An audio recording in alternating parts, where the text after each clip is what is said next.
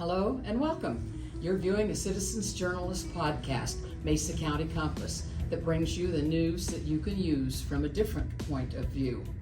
I'm Ruth. I'm Lisa. And together we are Mesa County Compass. Our goal is to create an informed, current, active citizenry armed with the facts.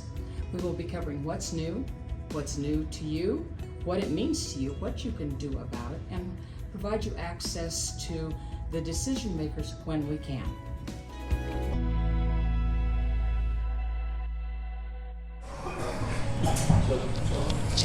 Good morning, you're here with Mesa County Compass, and today we are doing Coffee with Cody again, and we love doing that because we get to get some extra information.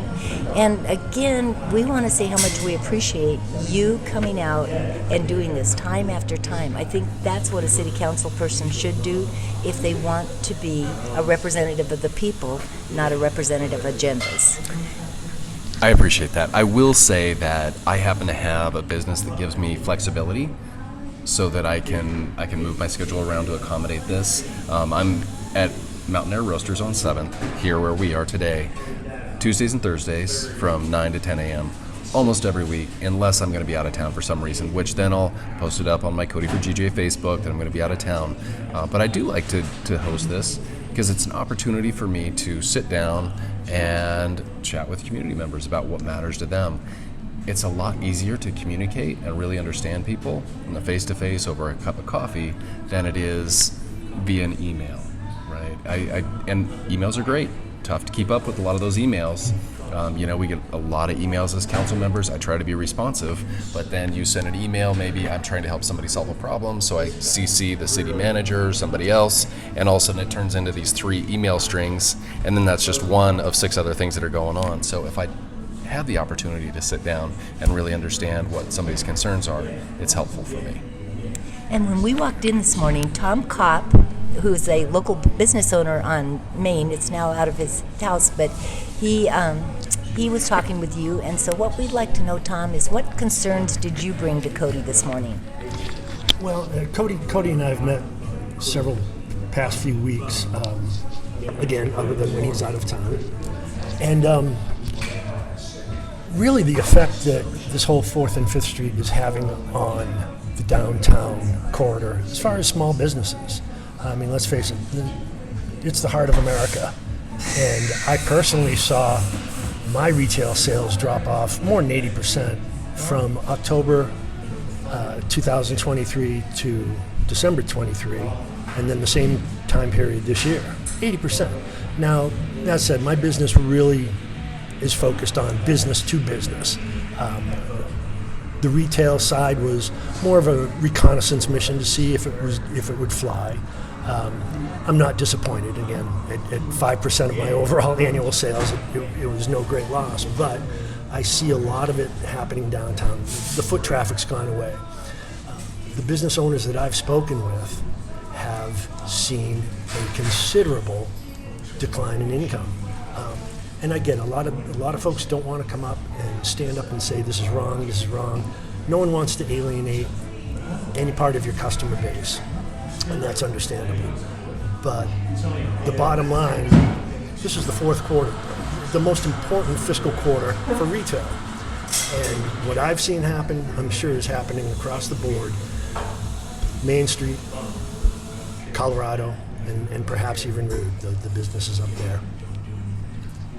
Well, and Cody, you said that you saw that there have been actually more bicycle accidents after they've made the changes than there were before. Is Right. that going to be addressed? And my greatest fear is, are they going to try to make this permanent before the election in April? Yeah, those are good questions. As far as the additional bike crashes on 4th and 5th, yes, that's what the data is showing us, that we have had increased bike crashes and injury bike crashes, which is unfortunate, but in my opinion, predictable. When you put a bike lane that's basically hidden from view, and there's going to be those bike lanes cross over traffic paths of traffic, you're going to have crashes. And I have a great example.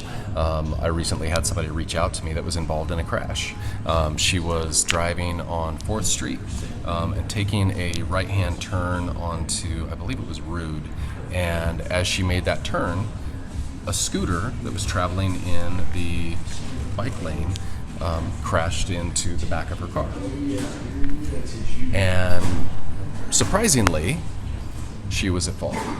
So, and she was at fault because that bike lane is a lane of traffic, and that scooter traveling within the bike lane had the right of way, even though it was hidden from view from her perspective.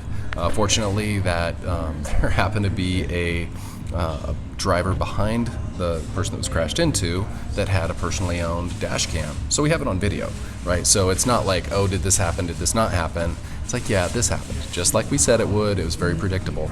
I've investigated a lot of traffic crashes over the years. I get what's going on here. So as far as saying that this is about something else, yeah, I feel like it is. I think if this was about keeping cyclists safe, which I'm all for, we would be looking at and actually following Federal Highway Administration's guidelines of using a safe systems approach, which would be moving bike lanes into protected areas or a protected bike lane away from traffic. You separate vehicles and modes of transportation in both time and space. So yes, I think that bikes are being used to make it difficult for motor vehicles to travel through our downtown. And I think that slowing down traffic is a reasonable thing to try to do to make things safer. I don't think that there's nearly as many serious crashes as are being, that the fear-mongering side of this is out there pushing forward. And we can prove that, if you look at the actual crashes and actually drill down and look at them individually for what they are, I think that helps. But again, if when you cause congestion, it makes areas less safe. So why wouldn't we be, changing the timing on our signals? Why wouldn't we be raising crosswalks to do a bit of a speed bump? Why wouldn't we increase enforcement in those areas? Those are all, I think, low-hanging fruit when it comes to solving the problem, unless you don't want to solve the problem, unless you want to make it into something else. So that's my concern. Without I could probably drill down into that a little bit more, but I hope that answers your question. So, Thom, you have talked to City Council on a number of occasions. How do you feel that they've responded to you? Well, and unfortunately, my only positive interactions have been with Cody. Okay. I've been very vocal, especially on Jason's City Council page. And unfortunately, all too often, you're met with this condescending, holier-than-thou attitude, and I am but one voice. I've been told several times, we are the vocal minority. I honestly don't see that as being truthful. We're not a vocal minority. You want to compare motor vehicles to bicycles, we're not a vocal minority,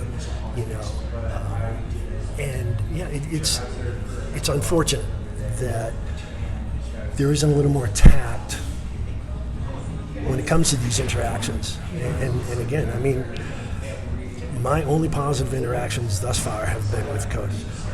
Other counselors that maintain a social media presence, they're very infrequent on these, on these pages. Jason is probably the most, and it's probably 5% of what Cody is, And I think that's important as well. I think the next generation of city councilors need to embrace social media, and whether they like it or not, the old days of reading handwritten letters or emails or that go to a general inbox, it's time. If you want to represent the people, then do so, and be ready to communicate. So you don't feel like the remainder of the city council is responsive or representative of the community? I definitely don't think they're representative of the community as a whole. My experience watching these videos that the city is mandated to post, it's pretty clear that until Dennis's decision on departure, it's been a 5-2 council And, you know, Cody, all the credit in the world for maintaining composure in some of these meetings that, again, are supposed to be professional and, yeah. Well, and Cody, I know you have concerns with the upcoming impact fees. And what are the decisions, and is there any impact? Do you think that there's anybody that can change their minds or make them see reason? Because where we're moving is you'll own nothing and you'll be happy. I don't know about that, and I certainly I don't want to overplay that at all. I don't pretend to have the absolute best answer on everything all the time, and I think there are valid points on both sides of this conversation. There are increasing costs within the city of Grand Junction, just like everybody else is experiencing, and we do need to make sure that we are keeping pace with the demands of a growing community. You know, Grand Junction's growing at close to 2% a year. And that's going to be something we need to keep up with. And we do need to make sure that we are providing, you know, adequate utility services, street services, public safety services especially. And so, yes, there are some increased needs. My concern is that is the impact specifically on that affordable, attainable workforce type housing. And when I talk about that, I'm not talking about, you know, building this big apartment complex that's subsidized. I'm talking about homes, starter homes that people can individually own and really kind of get a toehold on life and kind of gain some personal wealth. How could we do that? So I want to stay back sorry. on. No. I appreciate that because this is how this answers that question. But when we're talking about the increased fees, I think we should be taking the opportunity to try to look with a critical eye to say, where can we save money? Where can we reduce these fees? And I am, and other members of my council are as well, open to the idea of doing some fee shifting, depending on the size of homes, that type of thing, to where the higher end homes maybe carry more burden than the smaller homes that might be starter homes. That seems to resonate with other members of council as well. I think that we, like a tiered type system, might help with that. Additionally, if we look at the actual the fees and what we're paying for, and to say, is this really just something that we should be putting on the shoulders of the builders, which is then passed on to the consumers, whether that be build for rent situation where it's rental homes or simply homes for sale in the market. Like what's the fairness there, and where are we actually putting that burden, and is it appropriate to put that burden entirely on that group? So, and then we should be consistently considering the impact on the cost of housing when we pass policies. You know, when we talk about what are we going to mandate the width of sidewalk to be, right? Those types of things do have an impact ultimately on housing. And while it may be argued, it's relatively small, it's kind of that death by 1,000 cuts. Yes, exactly. I don't necessarily have any questions, just a statement to make that just ran through my head. I know that in building homes or apartments, these builders need to make a profit. Does it look like down the road that these builders will be limited in their profits because of the impact fees? Well, I tell you, I actually had a recent exchange about this with somebody that was pushing back pretty hard on the amount of profit that they see home builders making, and they were claiming it was somewhere in the neighborhood of 18%, which, if you drill down into the numbers, it's not 18%. It's more like 8%, which some people think, well, that's great. I wish I could make 8%. Well, the lack of predictable planning that our home builders have right now, or predictability around the planning process, makes that 8% a big risk, right? That's no guarantee, right? So why would they at that point, when they could leave their money in the bank, make a pretty good interest rate in today's market, and not take the chance and not take the risk? The builders that I'm talking to care about the community, and they believe in affordable housing, and they believe in providing a product that helps our community. Not only that, but they have subcontractors that they provide a lot of employment that in turn helps our community. So they are advocates for our community, and we should be coming alongside of them and partnering with them instead of looking at them as the enemy. We need them. We need them to be successful. We want them to be successful so that we have that increased inventory, which inventory, that supply side, economics is really the only thing that's going to help our housing market, the cost of new homes and rents as well. Is there anything else that either of you would like to go ahead and add to this podcast before we close it up today? I just appreciate the opportunity to be heard. I'm just a constituent right now to this city council. Member of this community for more than 20 years now. Been visiting Grand Junction for 40 years. Watched the phenomenal growth. And again, as Cody touched upon, we're hovering around 2% a year. The last 20 years, we've increased the population by 40,000 individuals. Mm-hmm. What is the next 20 years going to be? I recall a conversation I had with Jason with regards to the reduction in lanes for 4th and 5th Street, and I threw those numbers at him. I mean, this is all public information. And his response was, okay, so we're going to grow by 40%. Should we widen 4th and 5th Street by 40%? My response was simple, no, but we don't reduce the width by 40%. Right. We've just created a bottleneck in the heart of the city, forcing people to go up 7th. I travel 7th religiously because it's a straight shot to my home up in Northtown, but I don't see it getting any better until we just do a reset. Start from scratch, and time to re-examine alternatives and options, and really consider safety, not one's personal ideology. Cody? Well, I just thank you again for the opportunity to speak to your audience. I appreciate the work that the Mesa County Compass is doing. It's really a time when I think we should be engaging with the community and honestly, and seeking out people that disagree with us as well. I have dialogues with people all the time that disagree with me. I have an email I saw in my inbox this morning that I will be addressing and I will get to with somebody that completely disagrees with me on 4th and 5th. And I get this all the time, but having a dialogue is helpful, and we've talked a lot about 4th and 5th. And fees, but there's a lot of other things happening, that deserve our attention and deserve our conversation. I recently posted about an attack that we had on a local reporter that seemed racially motivated, and probably was. I haven't read the affidavit, but I believe the news story called it out as such. And those are worth having a conversation. I've been pushed by some of my followers on Facebook to kind of call out a national narrative about racism.